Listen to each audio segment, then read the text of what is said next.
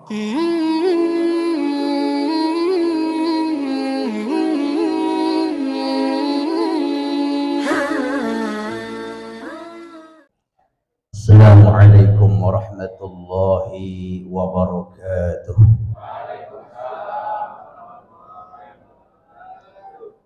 Bismillahirrahmanirrahim. Walhamdulillah wassalatu wassalamu ala Rasulillah Sayyidina wa maulana Muhammad ibn Abdillah wa ala alihi wa sahbihi wa mawalah. La hawla wa la quwwata illa billah. Amma ba'du, faqad qala Allah Ta'ala fi kitabihil karim. A'udzu billahi minasy syaithanir rajim. Innama yuwaffas sabiruna ajrahum bighairi hisab. Shadaqallahul azim. Yang saya hormati para ketua dan juga pimpinan yang ada di perusahaan yang kita cintai ini, dan juga yang saya hormati pengurus Dewan Kemakmuran masjid yang ada di lingkungan tempat kita berusaha beserta segenap staf dan jajarannya. Bapak-bapak, ibu-ibu, shaimin was shaimat rahimakumullah. Mari sebelum kita mulai di bulan yang mustajabah, doa-doa kita sama-sama kita kirimkan suratul Fatihah. Kita doakan untuk perusahaan kita agar selalu diberikan kesuksesan, dan juga kita yang bekerja selalu diberikan lindungan oleh Allah Subhanahu wa taala. Ala hadhihi niyyah wa ala kulli niyatin salihah ila hadratin Nabi Mustafa Rasulillah sallallahu alaihi wasallam. Al-Fatihah. A'udzu billahi minasy syaithanir rajim. Bismillahirrahmanirrahim. Alhamdulillahi rabbil alamin arrahmanir rahim maliki yaumiddin. Iyyaka na'budu wa iyyaka nasta'in. Ihdinas siratal mustaqim, siratal ladzina an'amta 'alaihim ghairil maghdubi 'alaihim waladdallin. Alhamdulillah, pada hari ini kembali kita berkumpul melaksanakan sholat zuhur secara berjamaah. Wabil khusus kita berada di bulan yang penuh dengan kemuliaan, yaitu bulan suci Ramadan. Insya Allah nanti 2 kali kita akan bertemu bapak-bapak, ibu-ibu sekalian, di dalam kitab Sabilul Idhkar wal I'tibar yang ditulis oleh Al-Habib Abdullah bin Alwi Al-Haddad. Di situ dijelaskan bagaimana kecemburuan Nabiullah Musa alaihissalam terhadap keistimewaan dan kekhususan yang Allah berikan kepada umatnya Nabi Muhammad sallallahu alaihi wasallam. Pada waktu terjadi suatu pertemuan dalam satu waktu yang ditentukan oleh Allah di Bukit Tur Sina, walamma jaa Musa limiqatina wa kallamahu rabbuh. Di situ Nabiullah Musa berbicara langsung dengan Allah, Rabb semesta alam. Wa kallamahu rabbuh, dan dia berbicara kepada Tuhannya. Makanya Nabi Musa itu digelari Kalimullah, karena bisa bicara langsung dengan Allah, Tuhan semesta alam. Tetapi dia tidak bisa melihat wujud daripada Rabbul Alamin. Makanya dalam lanjutan ayatnya, qala rabbi arini anzur ilaik. Nabi Musa berkata, wahai Tuhan, nampakkanlah dirimu agar aku bisa melihatmu. Qala lam tarani, lalu Allah menjawab, kamu tidak akan dapat melihatku. Walakin indur ilal jabal fa in istaqarra makanahu fasawfa tarani. Akan tetapi jika engkau ingin melihatku, kau lihat dulu itu gunung, kata Allah. Kalau gunung itu tetap pada posisinya, tidak berubah keadaannya seperti semula, fasaufa tarani, niscaya kamu akan dapat melihatku, kata Allah. Ini mafhum mukhalafah ya. Jadi satu sisi lantaroni, Allah tidak bisa dilihat, tetapi ada pengecualian, Allah bisa dilihat. Makanya kata Allah, kau pandang itu gunung, kalau gunung itu tidak berubah keadaannya seperti semula, tetap keadaannya, fasaufa tarani, maka engkau niscaya bisa melihatku. Falamma tajalla rabbuhu lil jabali ja'alahu dakka wa kharra Musa sa'iqa. Maka ketika Allah menampakkan keagungannya kepada itu gunung, makhluk yang dia ciptakan, tiba-tiba gunung itu hancur lebur. Maka melihat fenomena itu, Nabiullah Musa jatuh pingsan semaput, saudara-saudara, tidak sadarkan diri. Falamma afaqa qal, maka ketika Nabi Musa siuman dari pingsannya, karena saking terkejutnya melihat fenomena kejadian yang menimpa pada gunung itu, ya kayak kita lah lagi mendaki gunung, tiba-tiba gunungnya meletus, belum kena lahernya kita udah pingsan duluan ngelihat keadaan yang mencekam itu ya. Apa namanya itu, yang gembel-gembel apa namanya, awan itu hadus gembel ya. Wah ini kayaknya nggak selamat ya, nggak selamat, belum lari udah jantungan, saudara-saudara. Nah itulah yang dialami oleh Nabiullah Musa. Maka ketika Nabiullah Musa siuman, dia berkata, subhanak, maha suci engkau ya Allah, tubtu ilaika, aku bertobat kepada engkau atas kelancanganku meminta sesuatu yang kurang ajar sebetulnya ya. Maka tubtu ilaika wa ana awalul mu'minin, aku menyatakan bahwa aku adalah orang yang paling pertama iman kepadamu, kata Nabi Musa. Nah tapi yang ingin saya sampaikan bukan pada poin itu, saudara-saudara. Dalam dialog Nabiullah Musa kepada Allah di Bukit Tur Sina, ketika menerima wahyu kitab Taurat, di situ Nabi Musa mengatakan, dijelaskan dalam kitab Sabilul Idhkar wal I'tibar, ya Rabb, ya Allah, ya Tuhanku, aku mendapati di dalam lauh-lauh lembaran-lembaran Taurat yang kau wahyukan kepadaku, di situ disebutkan ada suatu umat yang apabila mereka berniat untuk melakukan suatu kebaikan, lalu mereka tidak menunaikan niat baiknya itu, maka sudah engkau catat sebagai satu pahala untuknya. Dan apabila mereka menunaikan niat baiknya itu, merealisasikan niat baiknya itu, maka engkau akan melipat gandakan ganjarannya sampai dengan 10 kali lipat, bahkan sampai dengan 700 kali lipat. Maka ya Allah, kata Nabi Musa, jadikanlah mereka itu sebagai umatku. Lalu Allah menjawab, wahai Musa, sesungguhnya mereka itu adalah umatnya Muhammad, Nabi kita Nabi Muhammad Sallallahu Alaihi Wasallam. Ini sampai jam berapa? Barangan dapat THR aja lu ah. Ya katanya ya kurang-kurang 10 jam 1, karena kalau terlalu dini nanti ada yang ke warung makan repot ya. Ya jadi nanti langsung masuk kerja lagi insya Allah.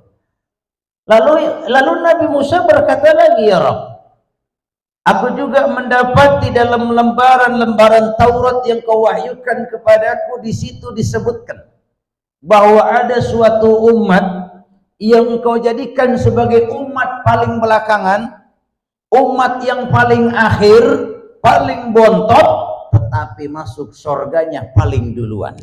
Maka ya Allah, aku mohon jadikanlah mereka itu sebagai umatku, kata Nabi Musa.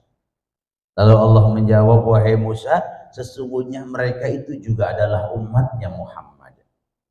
Lalu Nabi Musa berkata lagi, ya Allah ya Rabb, aku juga mendapati di dalam kitab Taurat disebutkan ada suatu umat yang mana mereka itu bisa memberikan syafaat sekaligus dapat menerima syafaat. Maka ya Allah, jadikanlah mereka sebagai umatku. Lalu kata Allah, wahai Musa, itu juga umatnya Muhammad. Ini panjang dialognya Pak, tapi 3 poin saja yang ingin saya sampaikan. Agak sedikit jengkel Nabi Musa, lalu Nabi Musa bermunajat, menengadahkan kepala, memohon kepada Allah. Dia berdoa, Allahumma ja'alni min ummati Muhammad sallallahu alaihi wasallam. Ya Allah, pilih dan jadikanlah diriku sebagai umatnya Nabi Muhammad sallallahu alaihi wasallam. Padahal Nabi Musa itu lebih senior daripada Nabi Muhammad sallallahu alaihi wasallam. Nama Nabi yang paling banyak disebut ya adalah di dalam Al-Qur'an adalah Nabi Musa, saudara-saudara. Umat Nabi yang paling banyak setelah Nabi Muhammad SAW adalah Nabi Musa. Kalau Nabi Musa tidak hebat, tidak mungkin Allah hadapkan dia dengan ujian harus menghadapi seorang yang bernama Fir'aun, saudara-saudara. Jadi hebat ini Nabi Musa. Tetapi dengan senioritasnya, Nabi Musa tidak jumawa, Nabi Musa tidak ego, tidak gengsi, karena dia tahu betul kedudukan Nabi Muhammad ini luar biasa, tercermin dari keistimewaan dan kekhususan yang Allah berikan kepada pengikutnya, kepada umatnya. Maka tanpa gengsi Nabiullah Musa memohon kepada Allah, ya Rabb, kalau begitu pilih dan jadikanlah diriku sebagai umatnya Nabi Muhammad sallallahu alaihi wasallam. Shallu ala Nabi. Makanya kita ini kudu bersyukur jadi umatnya Nabi Muhammad sallallahu alaihi wasallam. Enggak pernah ngajuin proposal, ya Pak ya. Tahu-tahu terpilih menjadi kuntum khaira ummah. Umat yang terbaik dialah umatnya Nabi Muhammad sallallahu alaihi wasallam. Coba kita lihat. Yang pertama disebutkan bahwa umat Nabi Muhammad itu kalau mereka berniat melakukan suatu kebaikan lalu tidak menunaikan niatnya, sudah dicatat sebagai satu kebaikan oleh Allah dengan 1 pahala untuknya. Baru niat saja. Makanya banyakin niat yang baik, niat yang baik, niat yang baik ya. Karena satu niat yang baik kalaupun tidak direalisasikan sudah menjadi satu catatan kebaikan di sisi Allah untuk diri kita. Lalu kalau kita bisa menunaikan niat baik kita, maka akan diganjar dengan ganjaran sampai dengan 10 kali lipat. Man jaa'a bil hasanati falahu asyru amsalihha. Siapa yang melakukan satu kebaikan, maka Allah ganjar dengan 10 ganjaran pahala untuk mereka. Bukan hanya 10 kali lipat, bahkan sampai dengan 700 kali lipat. Disebutkan di dalam Al-Quran, mathalul ladzina yunfiquna amwalahum fi sabilillah kamathali habbatin anbatat 7 sanabil fi kulli sumbulatin 100 habbah wallahu yudha'ifu liman yasha wallahu wasi'un alim. Perumpamaan, analogi, tamsil orang yang mengeluarkan hartanya, mendermakan hartanya, menginfakkan hartanya, mensodakohkan hartanya di jalan agama Allah seperti orang yang menanam 1 biji benih. Lalu benih yang dia tanam tumbuh sebuah pohon dengan 7 cabang, yang dari setiap cabangnya itu ditumbuhi 100 biji benih yang dia tanam. berarti modal satu panen 700 buah, 700 biji, itu namanya menang banyak. Apa cukup sampai di situ? Allahu yudha'ifu liman yasha, dan Allah akan tambahkan lagi kepada siapa yang Dia kehendaki. Tidak cukup sampai dengan 700, karena Allah adalah Tuhan yang maha luas pemberiannya, lagi maha mengetahui siapa di antara hamba-hambanya yang beramal hatinya paling ikhlas. Makin ikhlas, makin besar tentunya ganjaran yang akan Allah berikan kepadanya, insya Allah. Jadi kalau kita bicara tentang ganjaran pahala untuk umat Nabi Muhammad atas amal-amalnya, sangat spesial, Pak. Karena dijelaskan pula itu ada asbabul wurudnya. Kenapa sampai demikian, Pak? Di dalam kitab Sabil Ikhtiar disebutkan juga bagaimana Rasulullah itu merasa cemas dan khawatir dengan keselamatan umatnya kelak di akhirat. Apa yang membuat cemas beliau, khawatir beliau? Karena dia memikirkan keadaan usia umatnya yang pendek. Jika dibandingkan dengan usia umat-umat sebelumnya, ratusan bahkan sampai ribuan tahun Allah kasih usia mereka. Sementara usia umat Rasulullah baina sittin wa sab'in, antara 60 sampai 70. Kalau ada umat Rasulullah, manusia akhir zaman, umurnya melampaui 70 tahun ke atas, itu namanya manusia langka.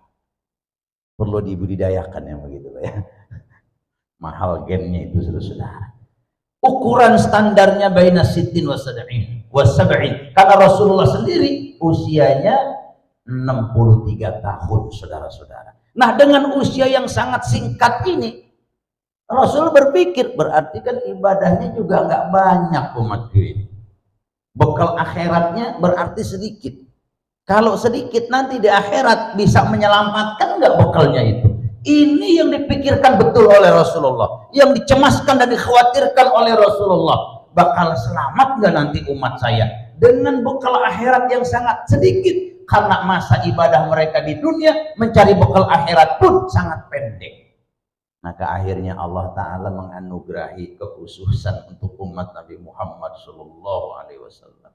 Salah satu di antara kekhususan itu adalah Allah anugerahi bulan Ramadan ini. Syahrul Ramadan, syahrul ummati, kata Nabi. Bulan Ramadan adalah bulannya umatku, teruntuk umatku.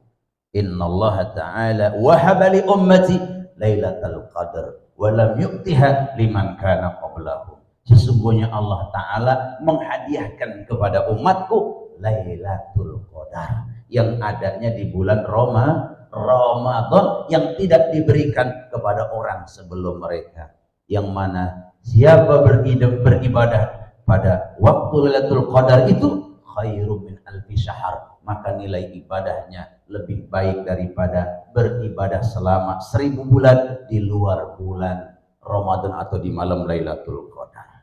Nah, saudara-saudara ma'asyiral muslimin rahimakumullah. Saya Rabu yang lalu, 1 hari sebelum Ramadan, baru kembali dari Tanah Suci. Alhamdulillah, dari Januari sampai Maret berturut-turut biiznillah saya melaksanakan ibadah umroh 3 kali. Nggak pakai uang, diberangkatkan, saudara-saudara. Jadi kalau sudah panggilan Allah, ada jalannya, insya Allah mudah, saudara-saudara. Yakin. Banyak-banyak kita berdoa kepada Allah agar diberikan oleh Allah jalannya untuk bisa beribadah ke Tanah Suci. Nah, saudara-saudara, setiap orang yang pernah ke Tanah Suci itu pasti tahu betul sebuah hadis Nabi yang berbunyi, "Salatun fi masjidi hadza khairun min alfi salatin fi ma siwa illa al-masjidil haram. Wa salatun fil masjidil haram khairun min mi'ati alfi salatin fi ma siwa." 1 kali sholat di masjidku, kata Nabi, di Masjid Nabawi yang ada di Madinatul Munawwarah, itu lebih baik daripada 1000 kali sholat di tempat yang lain kecuali sholat di Masjidil Haram. Dan sholat di Masjidil Haram di Mekah, saudara-saudara, itu lebih baik daripada 100.000 kali sholat di tempat yang lain. Ini terkhusus untuk umat Nabi Muhammad SAW saja ini. Makanya saya mau tanya, ini Masjid At-Taqwa namanya. Di masjid ini jamaah yang paling soleh sekalipun, saya mau tanya, kira-kira sanggup nggak sholat 1000 rakaat? Bolehlah sekali-kali nanti kita coba. Kalau belum dicoba kan belum ada buktinya. Siap nggak kira-kira? Tolong cari imamnya nanti ya. Bukan ustadz, saya nggak sanggup 1000 rakaat, bisa turun bro, saudara-saudara. Kita nggak perlu sholat sampai 1000 rakaat umat Nabi Muhammad. Tetapi saudara-saudara, dengan kita sholat di Masjid Nabawi, di masjidnya Rasulullah, 1 kali sholat lebih baik daripada 1000 kali sholat di tempat yang lain. Bahkan sholat di Masjidil Haram lebih baik daripada 100.000 kali sholat di tempat yang lain. Itu kalau 100.000 saudara-saudara dibagi 360 hari dalam setahun, 720 tahun saudara-saudara. Makanya karena saya ngerti ini hadis di sono, yang saya kerjain saudara-saudara selain tawaf. Karena tawaf juga ini penting saudara-saudara, mengelilingi Ka'bah 7 kali. Kata Nabi, setiap hari Allah turunkan 120 rahmat ke Ka'bah Baitullah itu. 60 buat yang tawaf, 40 buat yang sholat di belakang maqam Ibrahim, dan 20 buat orang yang memandanginya. Maka 120 dibawa pulang semuanya. Alhamdulillah, tawaf juga, sholat sunnah juga, memandanginya juga. Dan kalau kita sholat di Masjidil Haram itu dikatakan tadi 100.000 kali sholat lebih baik daripada sholat di tempat yang lain. Itu kalau kita secara matematik, saudara-saudara, 100.000 kali tadi saya bilang dibagi 360 hari setahun, 720 tahun. Makanya di sana saya sholat dan sholat. Ada jamaah saya ngikutin, Ustaz sholat mulu, dah sholat apaan? Orang ngerti ya saudara-saudara ya. Kita sholat sunnah mutlak aja saudara-saudara banyakin di sana. Karena ngerti betul, masya Allah nilainya kita sholat di sana. Nah makanya saudara-saudara, ya kalau kita ke Madinah juga itu ada destinasi ziarah ya, tempat ziarah itu namanya Jabal Uhud Pak. Ada Jabal Uhud. Nah kalau kita lihat Jabal Uhud di sana, itu Jabal Uhud itu tingginya 1000,5 meteran, lebarnya luasnya 7 km. Kalau nggak percaya nanti ukur sendiri ya, bawa meteran saudara. Nah ada sebuah hadis Nabi, kata Nabi, man shalla ala janazatin walam yatba'ha falahu qiratun. Siapa yang menyolatkan jenazah saudaranya tanpa mengantarkannya ke pemakamannya, maka baginya pahala 1 qirat. Fa in tabi'aha falahu qiratoni. Kalau sampai mengantarkannya pula, maka dia mendapatkan pahala 2 qirat. Kila sahabat bertanya, wa mal qiratoni? Ya Rasulullah, berapa sih 2 qirat itu? Qala Rasul menjawab, asgorohuma mithlu Uhudin. Yang paling kecil dari 2 qirat itu, yang paling kecilnya kata Nabi, mithlu Uhudin, seperti gunung Uhud. Itu yang paling kecil aja udah segitu, gimana yang satunya lagi saudara-saudara. Makanya kita untuk nambah-nambah bekal akhirat kita, pahala kita, kalau ada orang di kampung kita meninggal, nggak usah pakai diundang, sholatin Pak. Kalau ada waktu luas, anterin sampai ke kuburannya. Kenapa? Pahalanya gede Pak. Alhamdulillah. Jangan lihat-lihat orangnya. Oh kalau orangnya susah nggak mau. Kalau orangnya berduit saya mau sholatin. Jangan begitu Pak. Duit nggak ada nilainya kalau dibandingkan dengan janji pahala yang luar biasa buat orang-orang yang membantu saudaranya yang tertimpa musibah, yang meninggal dunia. Setidak-tidaknya kita takziah, menyolatkan dan mengantarkan ke kuburannya. Masya Allah, pahala yang akan Allah berikan kepada kita besar sekali saudara-saudara.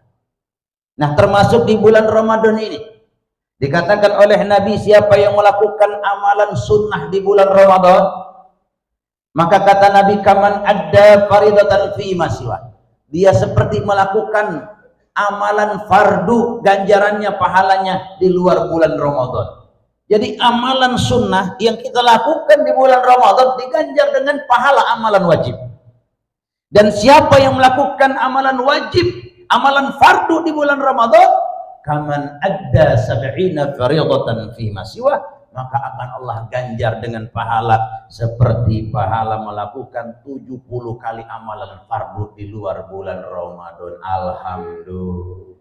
Makanya jangan heran dengan kekhususan, keistimewaan yang Allah berikan kepada umat Nabi Muhammad SAW yang umurnya pendek, yang ibadahnya juga nggak banyak, pas-pasan kalau dibandingkan dengan umat-umat sebelum kita, tetapi karena pahalanya Allah gandakan, nanti kita akan mengungguli amaliyah kita di akhirat daripada amaliyah umat-umat sebelum kita, walaupun umurnya ratusan sampai ribuan tahun, dan kita pula lah nanti yang akan paling pertama diperkenankan oleh Allah bersama Nabi Muhammad pemimpin kita masuk ke dalam surganya. Alhamdulillah.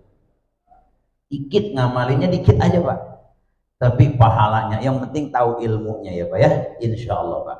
Lalu yang kedua dikatakan pula di situ bahwa umat Nabi Muhammad SAW itu, saudara-saudara, dikatakan tadi yang ketiga ya, karena udah langsung kedua tadi, pahalanya dilipat gandakan, masuk surganya paling duluan walaupun sebagai umat yang mutaakhirin. Dan yang ketiga, umat Nabi Muhammad itu bisa memberikan syafaat sekaligus bisa menerima syafaat. Artinya apa? Kesolehan kolektif bil jamaah ini yang harus betul-betul kita bangun. Kesolehan dalam kebersamaan bil jamaah kolektif, bukan sebatas kesolehan individual personal belaka. Karena nanti kita di akhirat menuju kepada Rabb kita bukan sendiri-sendiri, saudara-saudara. Ya, kalau sendiri-sendiri celaka kita, nggak sanggup kita menjawab hisabnya. Tetapi secara berombongan dalam satu kelompok. Wasiqal ladzina taqaw rabbahum ilal jannati zumara.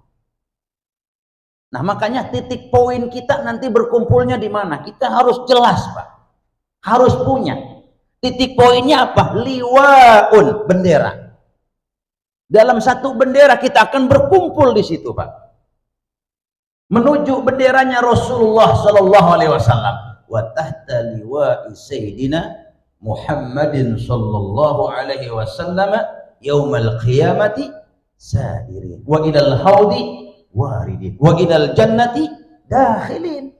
Ini yang kita baca ketika tarawih, saudara-saudara.